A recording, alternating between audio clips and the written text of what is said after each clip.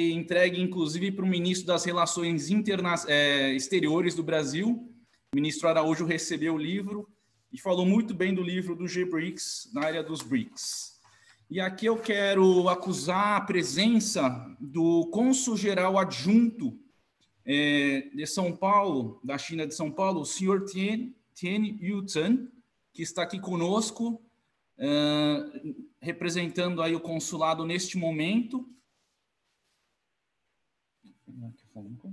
E agora, para o próximo painel, teremos também um grande especialista na área dessas relações internacionais, Dr. Paulo Roberto Tadeu Menichelli Filho.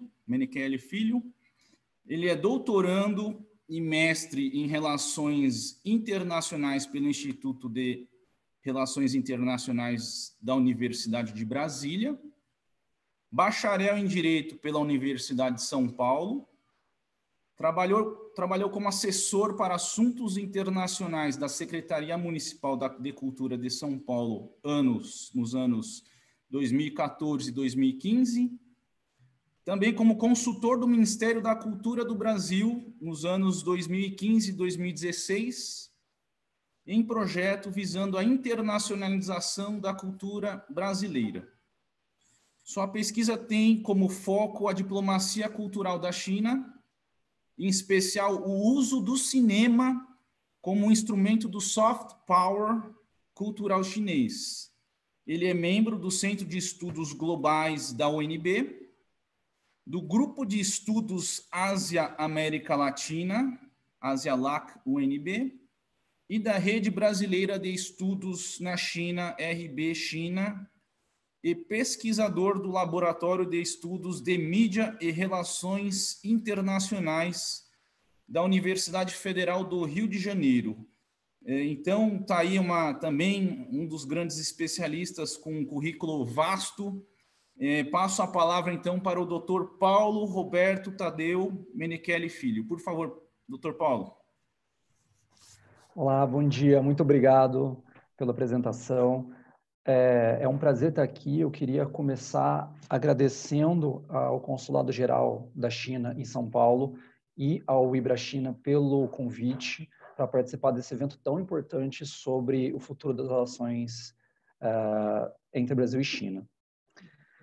A gente ouviu várias apresentações muito interessantes durante essa manhã sobre diversos aspectos da cooperação entre os dois países.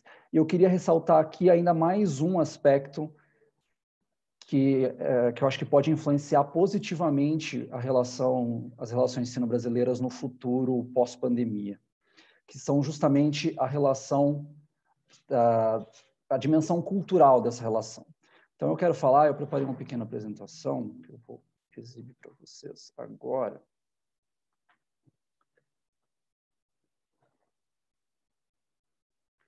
Eu quero falar justamente da diplomacia cultural e os possíveis impactos nas relações sino-brasileiras. Então, a ideia há na diplomacia cultural também uma dimensão econômica, a gente vai ver ao longo da apresentação, que há sim possibilidades de ganhos mútuos econômicos e financeiros por conta da diplomacia cultural, mas o que eu quero destacar é principalmente o aspecto que a diplomacia cultural tem de fortalecer laços, aproximar os povos por meio da ampliação do conhecimento mútuo entre Brasil e China, nesse caso específico, diminuição de desconfianças e, principalmente, construção de pontes entre os povos.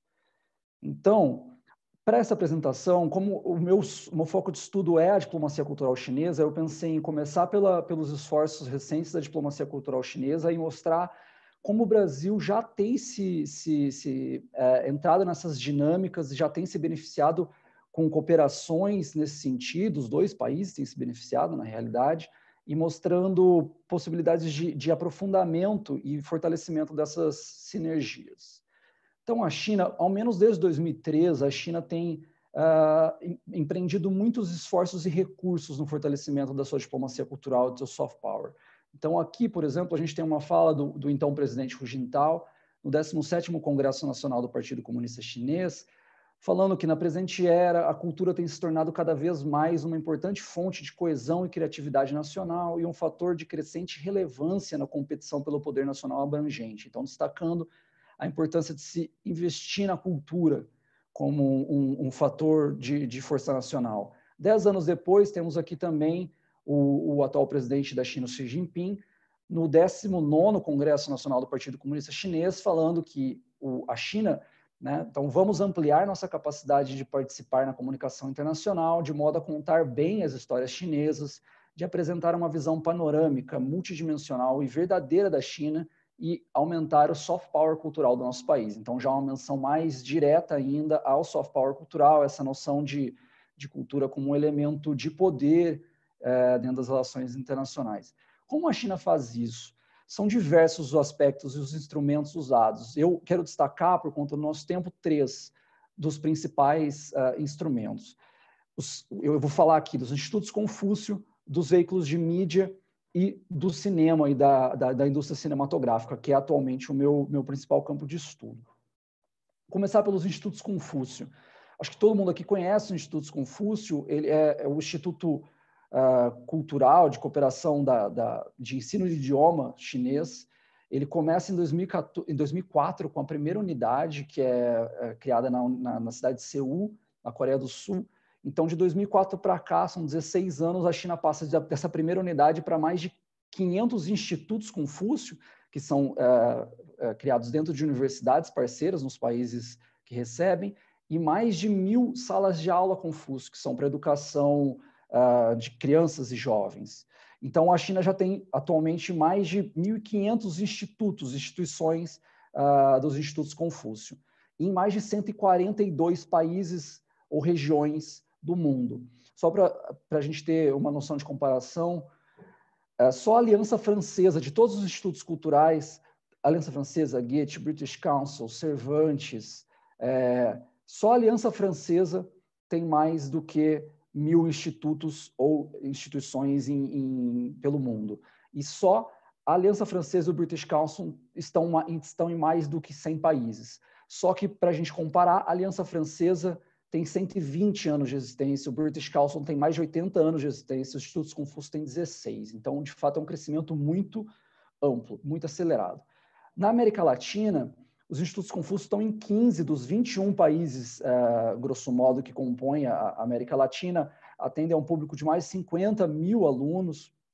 O Brasil, por conta, inclusive, dessa presença tão grande na América Latina, foi criado um centro regional dos Institutos Confúcio para a América Latina. Tem poucos centros regionais dos Institutos Confúcio, tem um para a União Europeia, o para a América Latina é um desses, reconhecendo a importância da região para os Institutos Confúcio e para a China.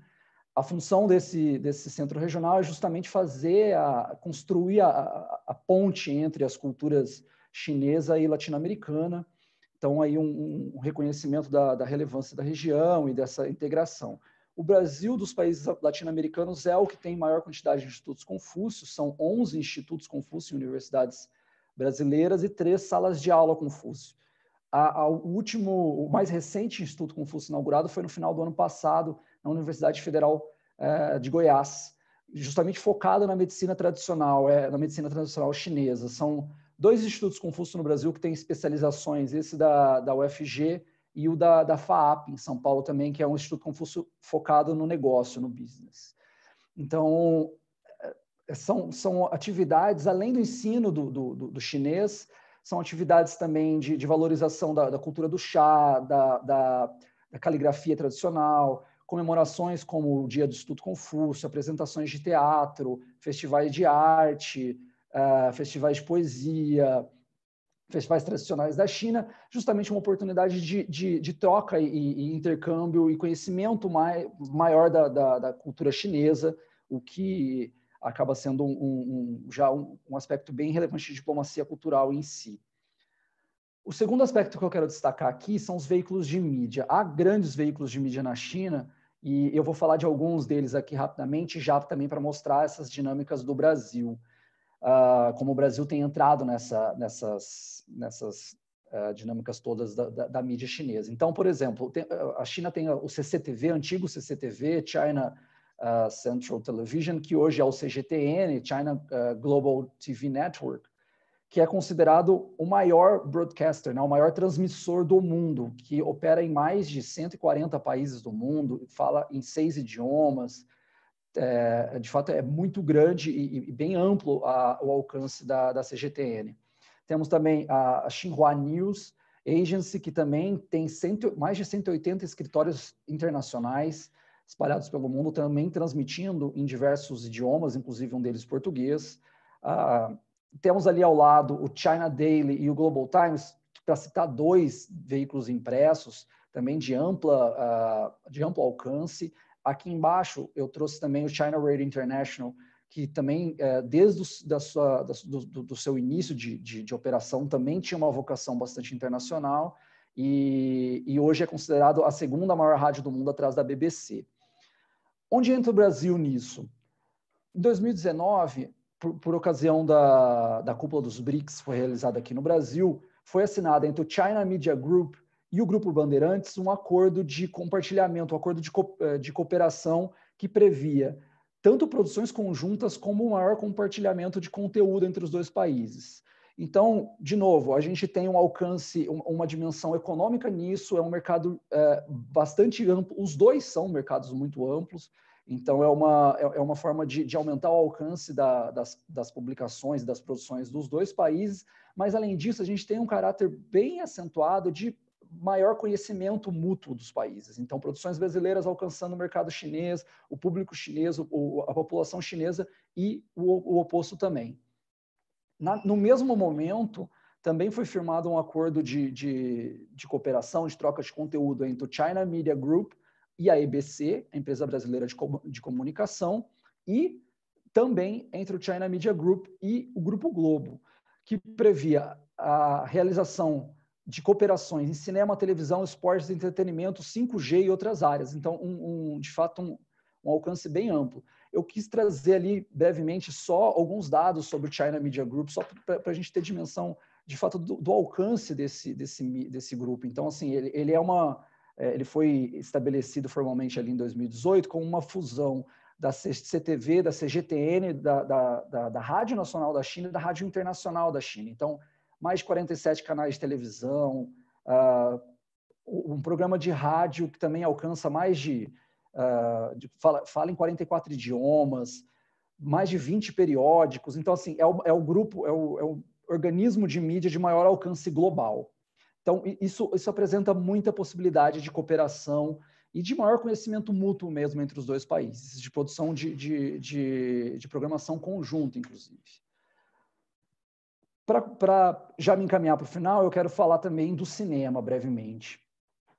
O cinema e o setor cinematográfico é um campo muito interessante de estudo, porque desde 2016 a China é o 2º país do mundo com maior quantidade de salas de cinema, atrás só dos Estados Unidos, com projeções aí de que, inclusive, supere o mercado norte-americano em número de salas de cinema. E essas relações da China por meio do setor cinematográfico, elas se dão em várias frentes. Uma delas são as coproduções. Então, eu trouxe aqui algumas coproduções recentes feitas entre a China e Hollywood, principalmente, para começar a contextualizar a questão. Então, em 2016, foi lançado A Grande Muralha, que foi a primeira e maior até hoje coprodução entre China e Hollywood. Ela foi dirigida por um grande cineasta chinês, o Zhang Yimou, estreado por atrizes e atores norte-americanos e chineses. O filme se passa num cenário chinês, na Grande Muralha, é falado majoritariamente em mandarim, mas também em chinês, em chinês, mas também em inglês, mas trabalha com uma temática com histórias chinesas. Um filme com investimento super alto e que foi um sucesso moderado de público no mundo. Foi assim, ele ainda não foi um grande sucesso, mas ele teve uma repercussão bastante significativa. Um outro exemplo que eu queria mencionar ainda no mesmo ano de 2016, a gente teve o Kung Fu Panda 3, dessa série do Kung Fu Panda. O terceiro Kung Fu Panda foi a primeira coprodução na área de animação entre China e Estados Unidos. Então, foi criada em 2012 a Oriental DreamWorks, né? A DreamWorks é quem produz o Kung Fu Panda e várias outras animações, mas foi criada uma joint venture entre a DreamWorks norte-americana e empresas chinesas para criar a Oriental DreamWorks. E foi feito Kung Fu Panda 3, que foi um sucesso, seguindo já a bilheteria bem grande dessa série. E então mostrou um caminho aí por meio das animações. Um dos desdobramentos agora em 2019, essa de cima, que é o Abominável, que é uma animação feita pelo Peer Studios, que é um desenvolvimento da DreamWorks Oriental. Ela foi do Oriental DreamWorks, ela vira a Peer Studios, com participação também da DreamWorks, então uma coprodução também com bastante sucesso. Um outro caminho bastante que tem sido muito investido pela China é criação mesmo de filmes com objetivos de alcançar um mercado global. Então aí estamos falando, por exemplo, de Terra à Deriva, que foi um filme de 2019 que fez bastante sucesso na China, um filme de ficção científica bem interessante, e fez bastante sucesso na China e um sucesso grande também no mercado global. Ela está no Netflix Brasil, se alguém tiver interesse, eu acho super divertido. Embaixo, a gente tem o Sequestro no Mar Vermelho, que é de 2018, foi o filme mais visto na China em 2018, também um filme interessante, também está na Netflix Brasil. Em cima à direita, a gente tem Lobo Guerreiro 2, foi o filme mais visto na história da China, de todos os tempos, filme de 2017, também está na Netflix Brasil.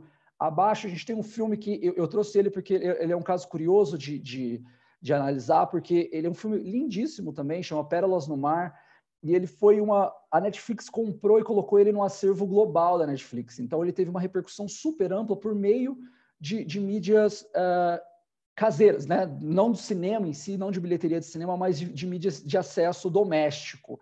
Isso é interessante porque a China tem investido cada vez mais nessas frentes. Então, a China tem expandido muito conteúdo de filmes e séries na Netflix, por exemplo, e em outros canais de streaming, né, outras plataformas. Isso é muito bom da gente pensar nesse momento de pandemia, inclusive, né, em que os cinemas estão fechados e tal.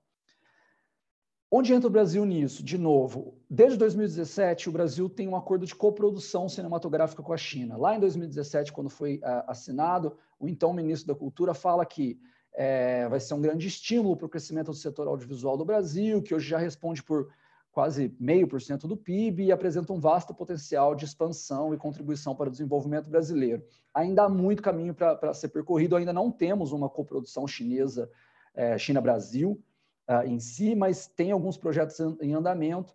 Mas o Brasil faz parte de um grupo de 22 países só que tem acordo de coprodução com a China. Então, assim, há um caminho todo a ser percorrido aí.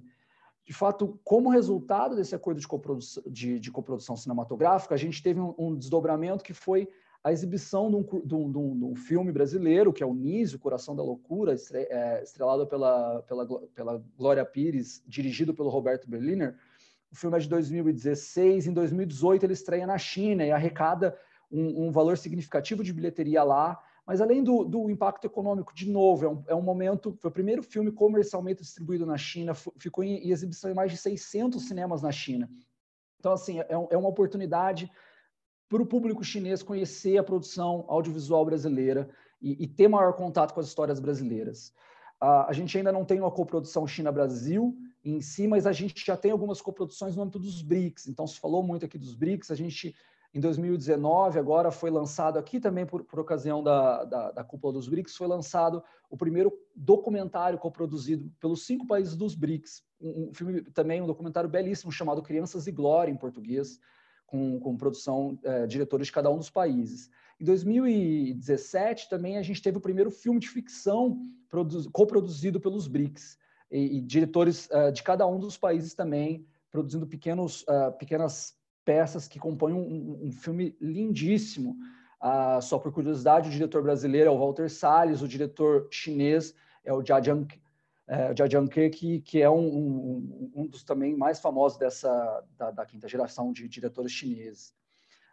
Então, assim, para concluir, eu queria trazer um breve trecho do Edgar Telles Ribeiro, que é o embaixador Edgar Telles Ribeiro, é o maior estudioso de diplomacia cultural do Brasil, e eu acho que essa fala dele encapsula o que eu acredito na diplomacia cultural e que eu acho que é o importante da diplomacia cultural na relação entre China e Brasil.